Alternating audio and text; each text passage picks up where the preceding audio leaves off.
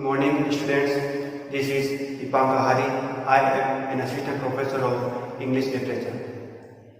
Previous video में मैंने आपको द मर्चेंट ऑफ वेनिस के फर्स्ट एक्ट और सेकंड एक्ट को डिटेल में एक्सप्लेन किया था, डिटेल में समझाया था। हमने प्रीवियस वीडियो में द मर्चेंट ऑफ वेनिस का एक्ट सेकंड और लास्ट सीन 9th सीन को एक्सप्लेन किया था, समझाया था।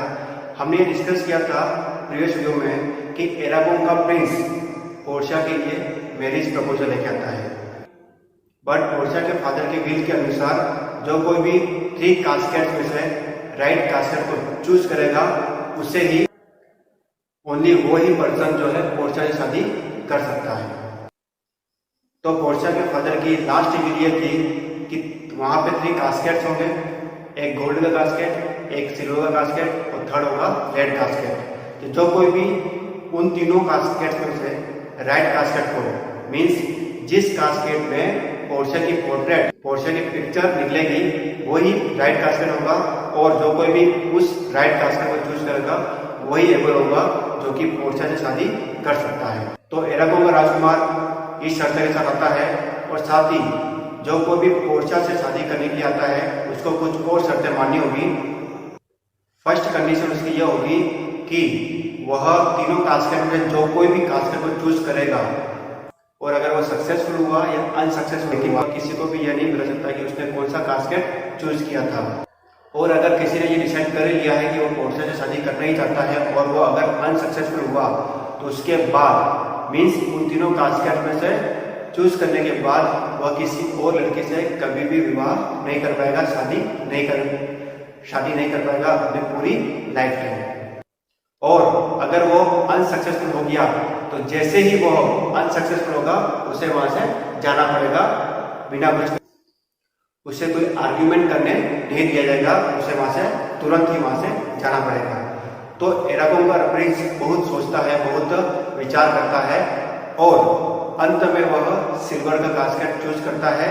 लेकिन उसमें यह लिखा होता है कि जो कोई भी इस कास्केट को चूज करेगा उसे वही मिलेगा जिसके कि वह लायक है। लेकिन एंड में उस कास्केट में से भी पोर्ट्रेट नहीं निकलती है पोर्शिया की, और इस तरह से एरागोन का प्रिंस भी पोर्शिया से शादी नहीं कर पाता है और वो वहां से रवाना हो जाता है। तो इस तरह से हमने ये डिस्कस किया था लास्ट वीडियो में, प्रीवियस वीडियो में। इस वीडियो में मैं आपको द मर्चेंट ऑफ वेनिस के एक्ट थर्ड के नेक्स्ट सीन्स को एक्सप्लेन करूंगा, अच्छी तरह से समझाऊंगा। Alright, let's jump into act third scene first.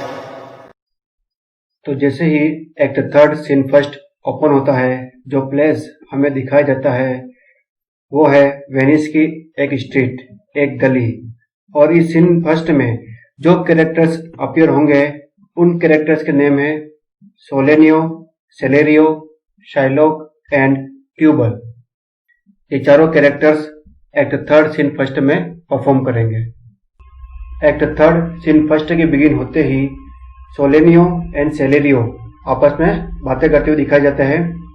Celerio कहता है कि उसे न्यूज मिली है कि इंग्लिश चैनल में एंटोनियो का एक फेमस जहाज, एक रिच जहाज डूब चुका है, जो कि बहुत ही वैल्यूएबल था, बहुत ही कीमती था एंटोनियो के लिए।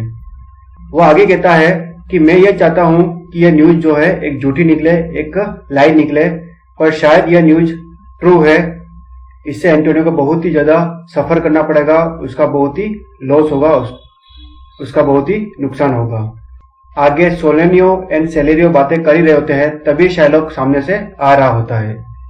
शाइलॉक जैसे आता है वो आते ही बोलता है कि तुम दोनों तो मुझसे बेटर जानते होंगे कि मेरी डॉटर जेसिका जो है वो भाग गई है।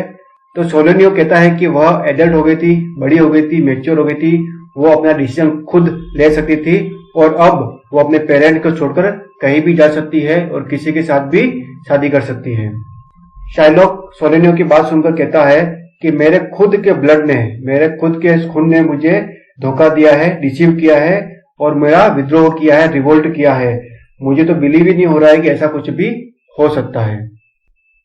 शाइलॉक की बात सुनकर सेलेरियो एक रिप्लाई करता है जो कि बहुत ही फेमस डायलॉग है, जो कि बहुत ही फेमस कोटेशन है।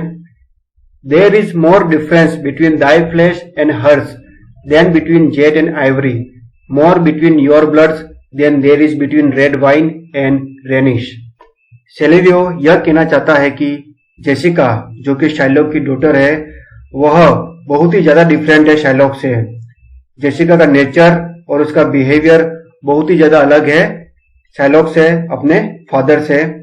फिर सेलेरियो आगे कहता है कि एंटोनियो अगर किसी रीजन से तुम्हारे पैसे पे नहीं कर पाया तो तुम उसका मांस थोड़ी काटोगे, मीन्स तुम उसकी बॉडी में से फ्लैश थोड़ी काटोगे और तुम क्या करोगे उसके फ्लैश का। ऐसा सेलेरियो अपने आप को कंफर्म करने के लिए, कन्विंस करने के लिए शाइलॉक को पूछता है।